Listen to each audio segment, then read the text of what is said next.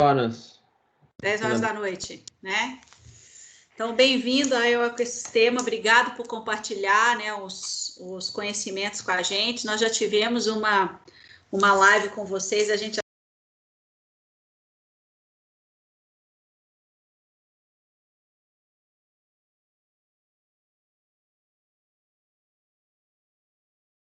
Graças, teu áudio cortou. Opa, eu cliquei aqui sem querer. Então, eu passo a palavra para você, né, para você compartilhar, se quiser compartilhar as telas aí e fazer o formato que você achar melhor. Se quiser fazer mais interativo, se quiser colocar aí o seu conteúdo e depois a gente troca ideia, fica à sua disposição aí.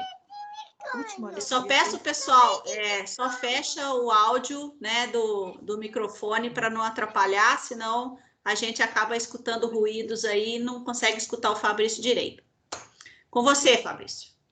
Tá bom, obrigado, Graciela. Obrigado a todos aí a presença. Bom, começar aí um pouco sobre mim, né? Eu moro aqui na Dinamarca, em Copenhague, e eu vim para cá justamente para estudar a parte de eficiência energética na edificação, né? Meu mestrado foi na área de Architecture Engineering, que seria engenharia arquitetônica, e já fazem 4 anos que eu moro aqui, e nesse meio tempo aí eu acabei conhecendo o Alexandre em Curitiba, e eu acabei virando sócio dele na RIG, ajudando ele aí do outro lado do mundo, mas hoje em dia, com a tecnologia, a gente acaba fazendo os projetos tudo online, né? Então, eu vou compartilhar minha tela aqui com vocês.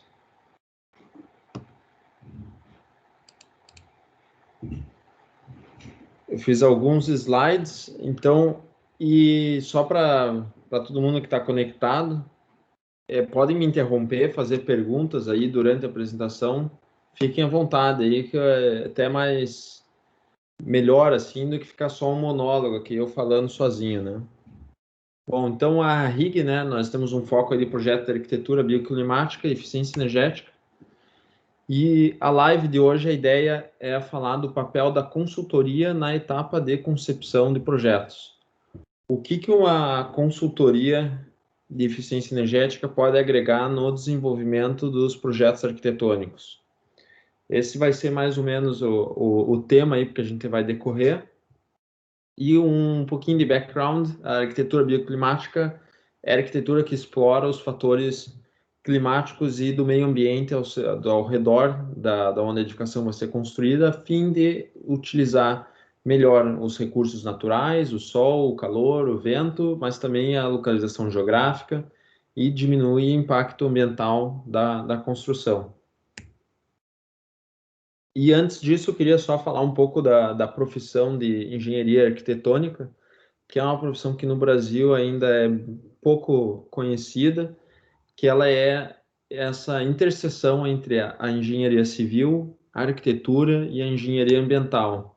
Então, aqui nasce a engenharia arquitetônica, que ela é a parte de cálculo, a parte de engenharia da arquitetura, ou seja, da parte de design, todos os cálculos que você tem de transmitância térmica, com relação aos sistemas de climatização, dimensionamento de dutos, de ventilação, etc. Toda essa parte de cálculo, que é bem vista para o usuário final, que está muito correlacionado com a arquitetura, é a profissão de engenharia arquitetônica.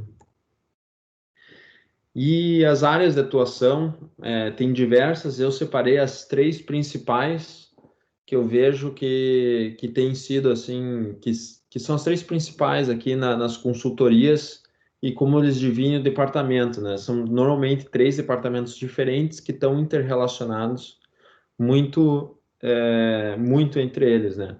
Que seria a física da edificação, que aqui chamam Building Physics, Indoor Climate, que seria clima interno, e a parte de eficiência energética. E cada um desses departamentos tem muitas funções dentro deles. Aqui eu enumerei algumas delas, e muita parte delas é onde acontece essa colaboração entre diferentes departamentos. No que tange a física da edificação, é mais a parte de física mesmo, a propriedade térmica, propriedades dos materiais, a transferência de calor, ar e massa, o método construtivo vai influenciar, análise da umidade. Então, é você analisar fisicamente como que o edifício está se comportando e como ele está se comportando em relação ao clima, né? Então, se você tem muita chuva, você tem o acúmulo de umidade, como é que a tua parede vai absorver essa umidade, quais são os problemas que vai gerar, vai ter problema de condensamento, dependendo de como você faz o isolamento térmico, você pode aumentar esse problema, ou você pode diminuir, se pode gerar problema de mofo. Então, aqui é visto como o médico do prédio, porque ele tem que estar sempre vendo como é que a edificação está se comportando. Indoor climate é mais focado no clima interno e o foco seria o conforto do usuário. Então, o usuário, o que ele precisa? Ele precisa de uma certa luminosidade, quantidade de lumens, que ele tem que ter para trabalhar, se ele estiver no escritório, se ele estiver na sala para o almoço, a diferença de lumens é outra, a parte de ventilação, qualidade do ar, os COVs, né, que são as emissões de poluentes, que os poluentes que são emitidos desde da casa não ter uma ventilação muito adequada, você tem um fogão que você já gasta emitindo gás carbônico, ou também os seus mobiliários que tem uma pintura, essa pintura emite toxinas, e essas são algumas dos itens que são vistos dentro da parte de indoor climate, que também não deixa de ver a parte acústica e dentro de iluminação também ofuscamento. Se você tem um escritório dentro de casa, você precisa e vai bater uma luz direta na cara da pessoa, como é que você vai evitar essa luz para continuar tendo uma luminosidade boa, mas ao mesmo tempo não ter esse problema de ofuscamento. E a eficiência energética, que é o que tange mais a demanda energética da edificação, né? Como você vai suprir essa demanda da forma mais eficiente. Então, eficiência energética ela é mais focada digamos, no final do projeto, o que você tem e como que isso pode fazer de forma mais eficiente. Você tem um certo sistema de climatização, qual é o mais eficiente para você atingir o valor necessário, o valor que você quer chegar, né? O set point. Você vai gerar uma energia para suprir essa demanda, qual que é a forma mais eficiente? Você vai colocar painel solar, você vai ter uma geotérmica para suprir a temperatura base, que você vai estar suprindo a água quente para casa. Então, a eficiência energética ela está correlacionada com a física da edificação e com o indoor climate. Mas um dos itens que eu queria trazer aqui é que não necessariamente uma casa eficiente energeticamente vai ser a casa mais sustentável. Sim, ela vai ser a casa que consome menos energia, ela pode ser uma casa extremamente eficiente, que consome até zero energia, se você colocar vários painéis solares para abater, mas do ponto de vista de sustentabilidade, pode ser que ela não seja tão boa, e do ponto de vista do indoor climate, pode ser que ela também não seja tão boa. Então, dependendo do óculos, digamos, que você está olhando para o teu projeto, você vai ver diferentes parâmetros. E alguns parâmetros que eu coloquei aqui do ponto de vista de sustentabilidade é a pegada de carbono, que nesse caso, você colocar muitos painéis solares, você vai levantar muito a pegada de carbono, você vai, dependendo da forma, se você está fazendo algum selo de ambiental, por exemplo, o DGNB, que é um selo alemão, você vai perder muitos pontos, então vai acabar dificultando para você tirar essa certificação. Para os materiais não tóxicos, que sejam de fácil reuso ou reciclagem depois, análise do ciclo de vida dos materiais. Depois que a edificação termina, você consegue dispor esse material, reutilizar, ou qual que vai ser o ciclo de vida desse material. a durabilidade, o impacto no meio ambiente, estratégias passivas, inércia térmica e construções circulares. Então, aqui eu só queria dar uma visão das diferentes frentes que se tem e que você pode ver uma casa com diferentes olhos. O que determina o produto final são os requerimentos dos clientes e o que você quer atingir. Você quer atingir uma casa sustentável, você quer a eficiência energética, um clima interno bom, então ela é você tem que balancear todas essas variáveis. Alguma pergunta até agora?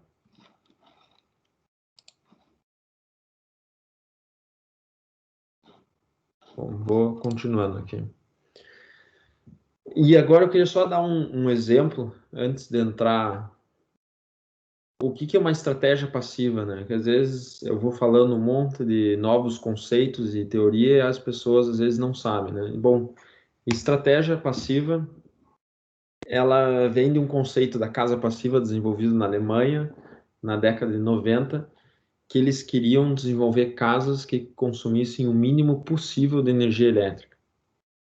E a forma, uma analogia muito simples, é comparar as casas passivas com uma garrafa térmica e uma cafeteira elétrica. As duas, nos dois casos, você tem café quente, mas nenhum deles você tem um café quente que está mantido o calor passivamente devido a isolamento térmico daquela garrafa e a forma e a hermeticidade que aquela garrafa tem, ou seja, na menor troca possível de calor com o ambiente externo. Então você mantém esse calor. E a cafeteira elétrica, ela mantém o café quente ativamente. Ela tem um baixo índice de isolamento térmico, é de vidro, e está ligada na energia elétrica para conseguir manter, né? Tá gastando energia para manter o café na temperatura desejada. E isso pode ser visto aqui, a diferença de imagem, a quantidade de calor sendo perdida. E esse foi o mesmo conceito que eles trouxeram para as casas, foi de você construir casas que você não tenha esse vazamento de calor.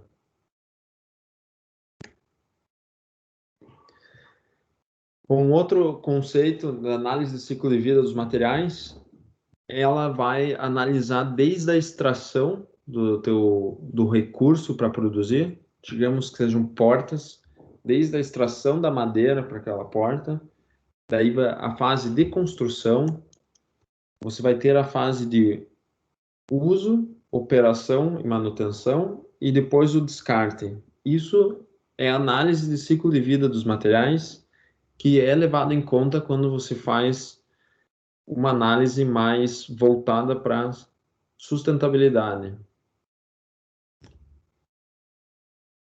E por que considerar a arquitetura bioclimática no início de projeto?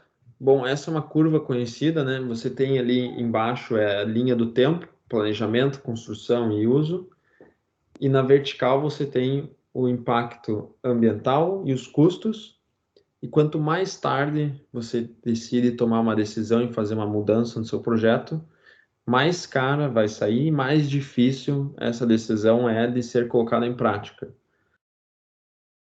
E esse é o motivo que quanto antes você tomar uma decisão e querer envolver a parte da arquitetura bioclimática, antes você vai conseguir mais barato e mais fácil vai ser de incluir essas novas estratégias no seu projeto.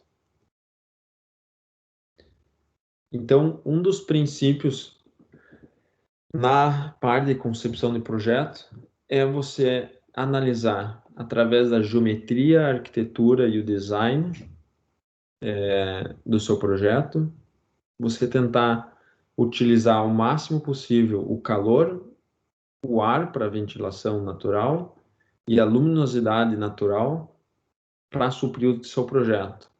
Então você vai estar trabalhando com a parte externa desse círculo e a parte interna seria para suprir o mínimo.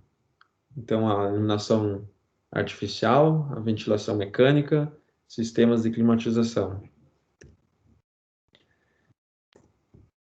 E a estratégia de concepção de projeto nessa fase, esse aqui é um conceito, chama Trias Energética, desenvolvido pela Universidade de Delft, na Holanda, que ele divide em 3 níveis. No primeiro nível é onde você tem as estratégias de arquitetura bioclimática, que você vai ter uma casa bem isolada, você vai ter sistemas de ventilação mecânico para controlar essa temperatura, você vai ter esquadrias de alto desempenho, vai ter uma hermeticidade nessa casa, você vai pensar no design, na orientação desse projeto para ter o maior ganho possível de calor, de luminosidade, de forma que o que você não conseguir atingir vai ser atingido pelo level 2, que seria você utilizar as fontes renováveis de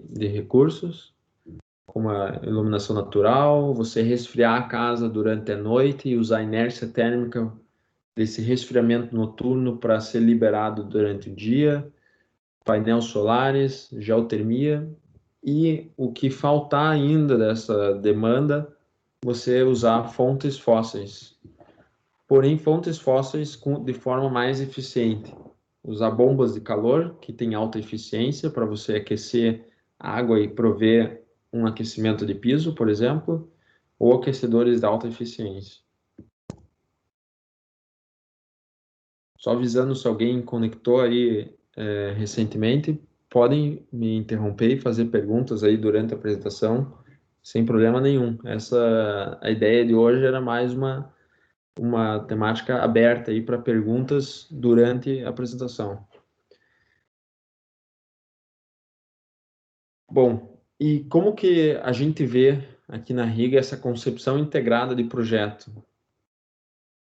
A gente vê de trabalhar junto com o arquiteto já na época do pré-projeto, em que a gente vai criar uma baseline e a modelagem inicial, e essa modelagem inicial vai servir para a gente começar a desenvolver alguns parâmetros, entender como que o que já está, que pode ser melhorado nessa edificação, junto com o arquiteto, passar para ele o que precisa ser melhorado e ele desenvolver, claro, o seu design, e a gente fazer nossas análises, a gente vai passar as estratégias que podem ser adotadas e ele vai fazer da forma que ele gostaria de atender o design dele, né? Nós não vamos influenciar no design arquitetônico, nós vamos influenciar na forma que pode ser melhorado essas estratégias. Então, depois de um pré-projeto, nós iríamos para uma discussão de estratégias, em que essas estratégias vão ser,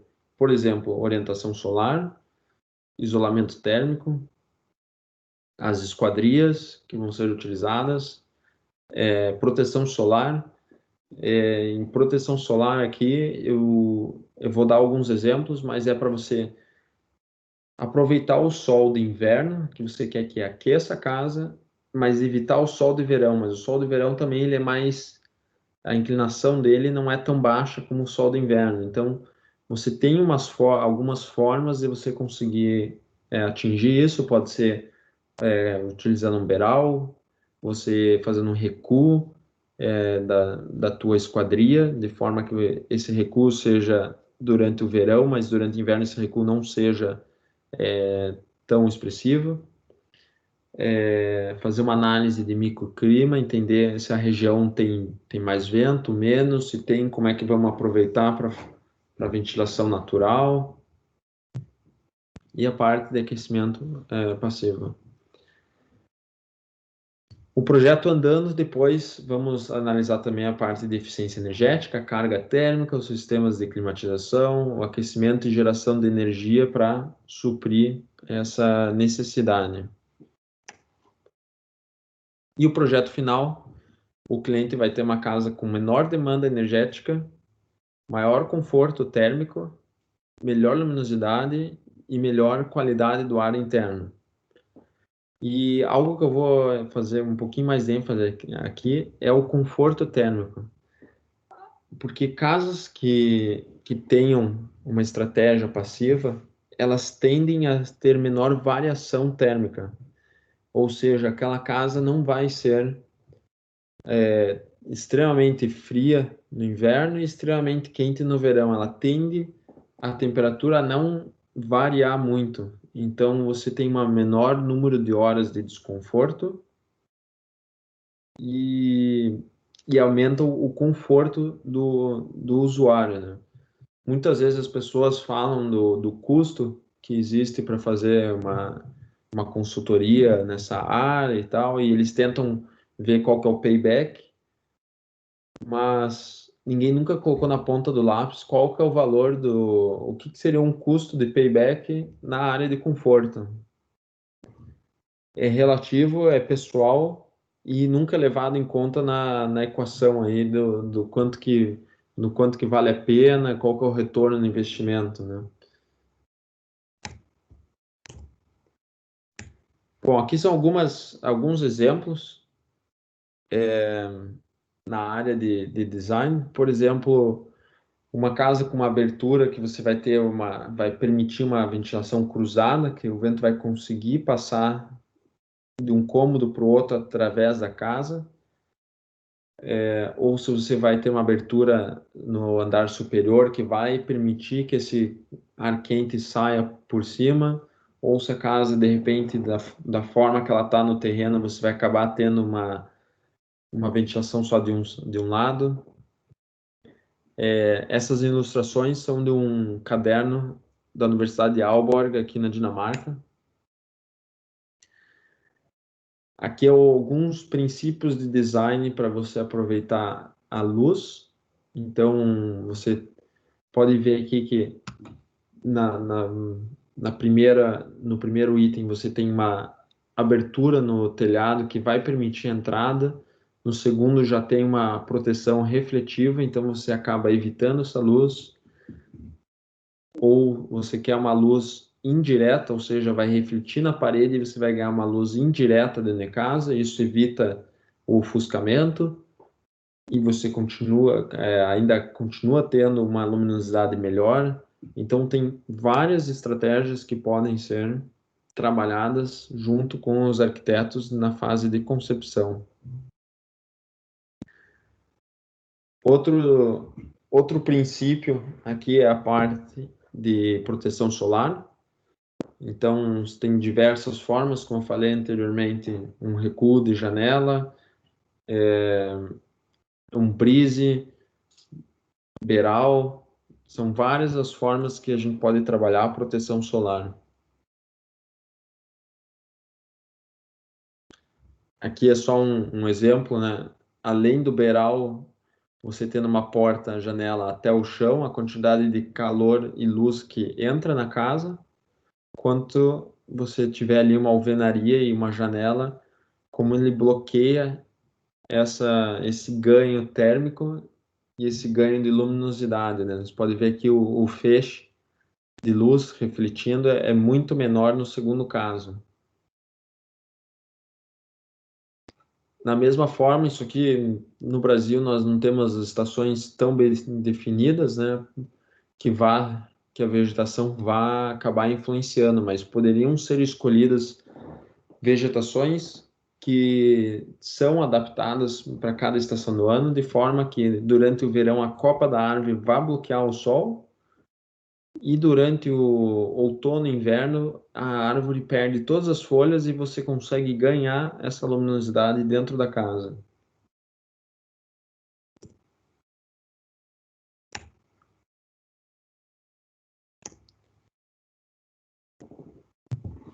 Bom, então, de tudo que eu falei até agora, a RIG, nós temos nossa atuação nessa área de simulação computacional de eficiência energética, conforto térmico, insolação, microclima e também fazemos análise de desempenho luminotécnico, sistemas de climatização e gestão e implementação dessas estratégias definidas desde a pesquisa de materiais à construção.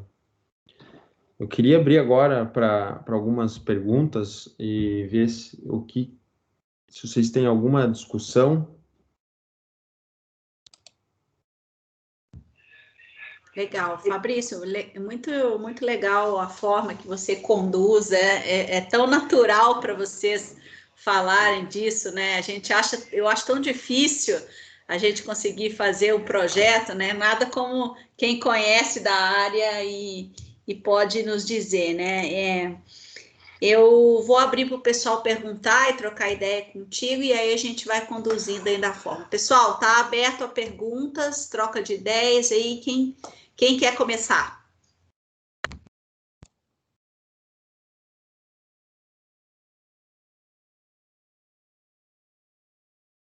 Oi, Fabrício, tudo bom?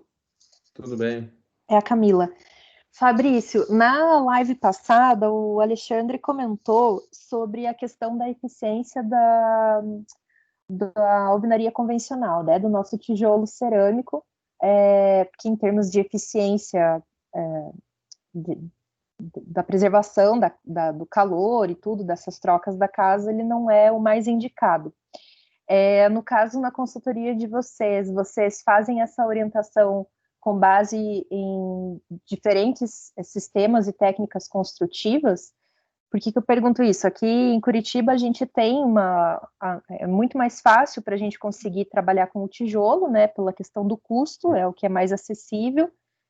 Atualmente é o que o pessoal usa mais, então tem uma aceitação mais fácil pelo cliente e pela execução, né, pela mão de obra.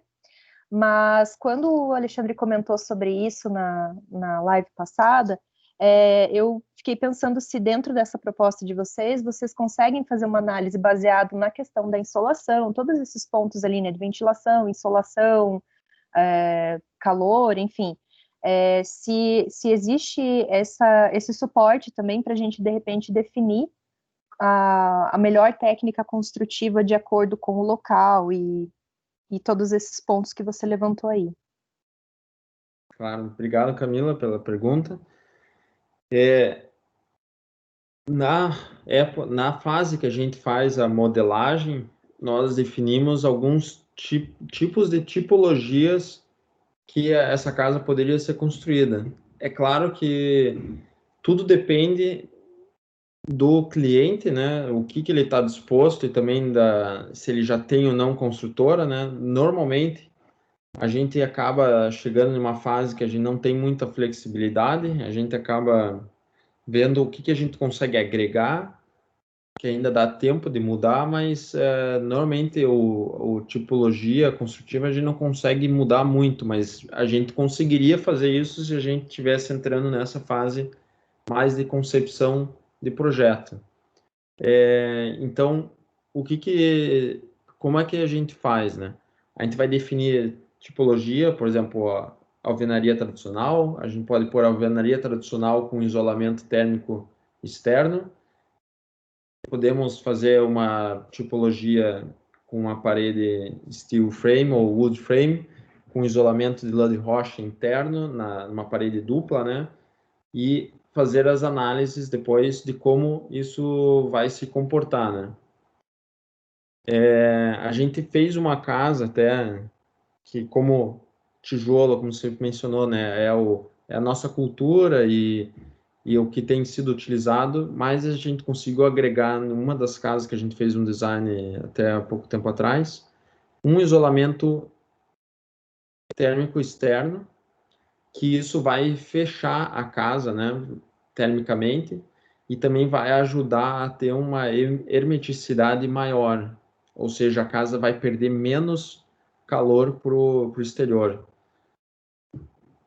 Mas ainda é difícil você conseguir manter um nível muito alto de parede e um grande problema no Brasil ainda são as esquadrias. As esquadrias de alta performance o preço ainda é muito alto e uma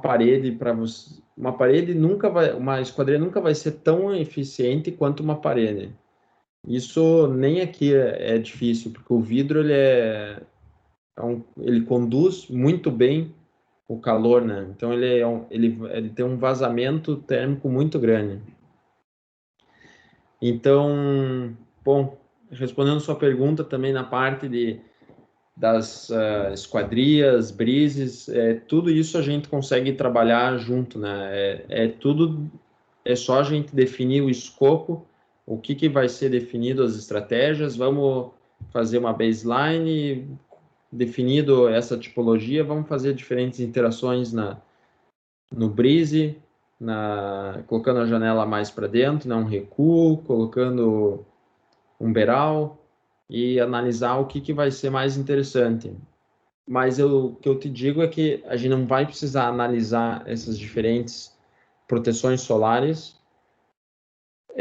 digamos, no chute. A gente vai ver que alguns cômodos estão tendo um calor excessivo durante uma certa época do ano e a gente vai já conseguir indicar quando fazer esse tipo de estratégia ou não. Legal, muito bom. O Igor levantou a mãozinha ali. Igor, você pode falar. Opa, boa tarde, Fabrício, tudo certo? Dando um pouquinho de continuidade ao nosso estudo, né? Eu tenho uma curiosidade para saber sobre o que falta para os construtores aqui no Brasil ter essa visão mais sustentável de uma obra e como que seria passar isso para o cliente? Seria no preço final? Aí é uma dúvida que eu tenho, principalmente pelo esse trabalho que a gente vem desenvolvendo. Beleza, Igor, tudo bem? Igor, eu diria que não seria nem do construtor, né? Porque o construtor ele vai acabar fazendo o que tiver projetado. Eu acho que isso é algo que tem que ser mudado na cultura dos clientes e também os arquitetos estarem tentando impor isso para os clientes, essa visão de sustentabilidade, de pensar nisso antes, porque algumas dessas estratégias não custam muito, acabam que não vão ter um custo expressivo.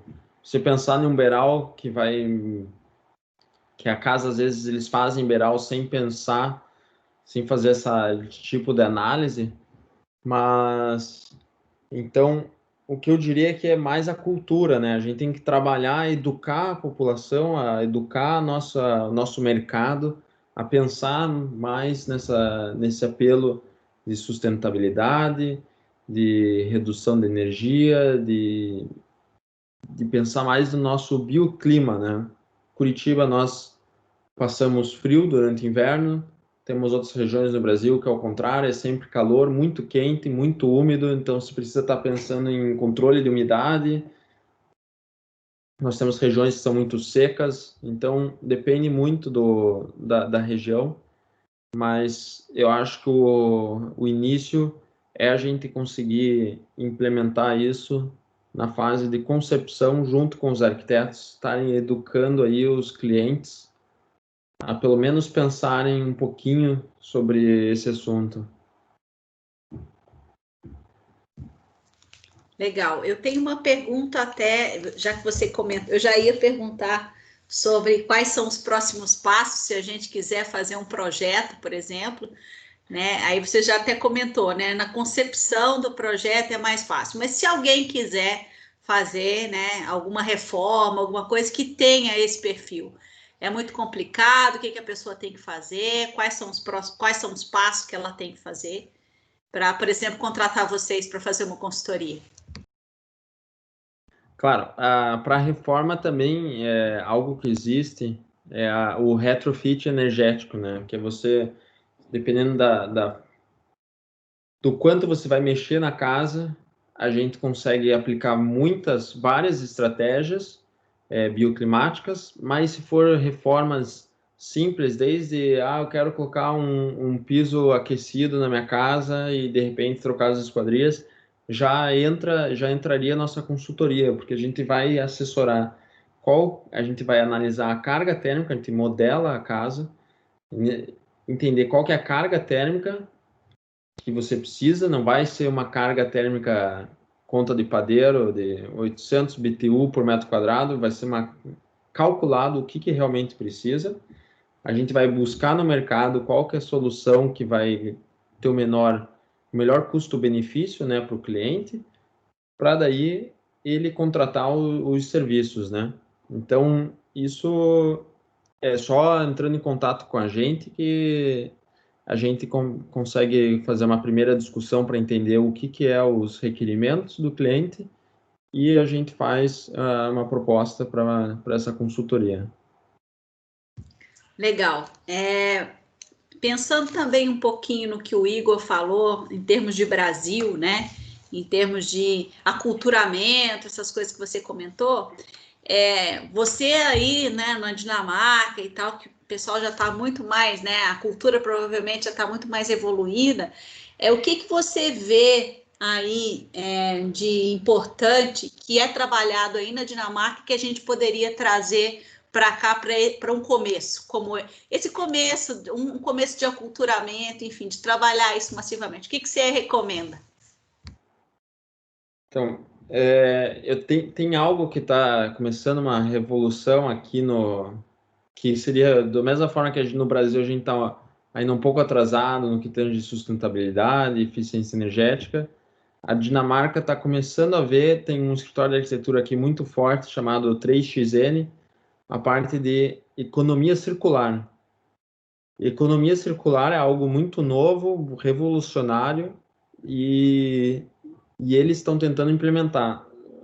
Não vou me estender muito, mas em poucas palavras, o que eles desenvolveram foi um método de você, na concepção do projeto, você pensar já como que o teu prédio vai ser desconstruído.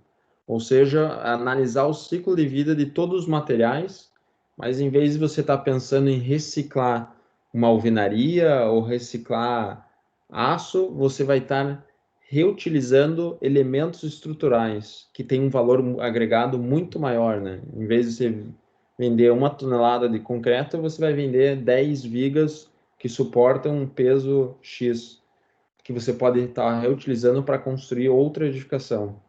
Então, isso é um conceito que aqui já tem alguns anos, mas essa mudança de cultura é difícil, e eu vejo que o que é muito forte na Dinamarca, por ser um país pequeno e parcialmente simples de mudanças de leis, eles colocaram isso colocaram esse diretor, fundador dessa empresa, como membro do conselho do plano diretor do país no que tange a economia circular. Então, ele está ajudando a descrever as diretrizes que o país vai impor, e daí os construtores, arquitetos e consumidores vão ter que seguir.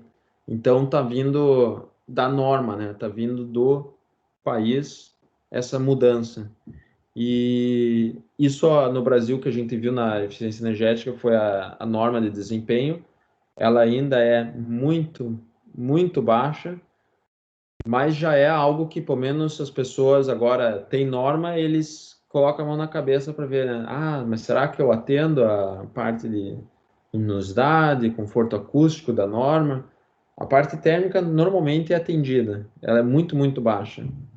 Mas as outras, às vezes, as pessoas acabam se importando e isso gera curiosidade e, pelo menos, gera essa discussão e as pessoas começam a se interagir mais. Então, as mudanças de normas seriam uma forma de você estar pressionando a população em geral, a sociedade, de estar se atualizando com esses novos conceitos. Legal, muito bom. Outra coisa é a escassez, né? Aqui em Curitiba, por exemplo, não sei se você já está sabendo, mas vai ser dia sim, dia não, a falta de água, né? Então, eu acho que isso também é uma coisa que já vai ajudando a população a pensar diferente, né? Legal. Mais alguma pergunta, pessoal? Curiosidade? Vamos aproveitar o Fabrício aí, ó.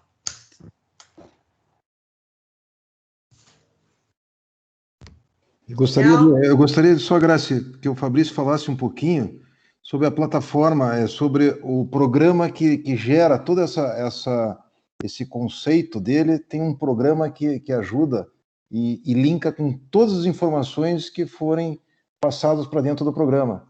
Que aí, Fabrício, explica um pouquinho mais aí sobre aí o programa da RIG. Tá. O que o Francisco estava falando é que toda essa parte, essa consultoria, é uma das...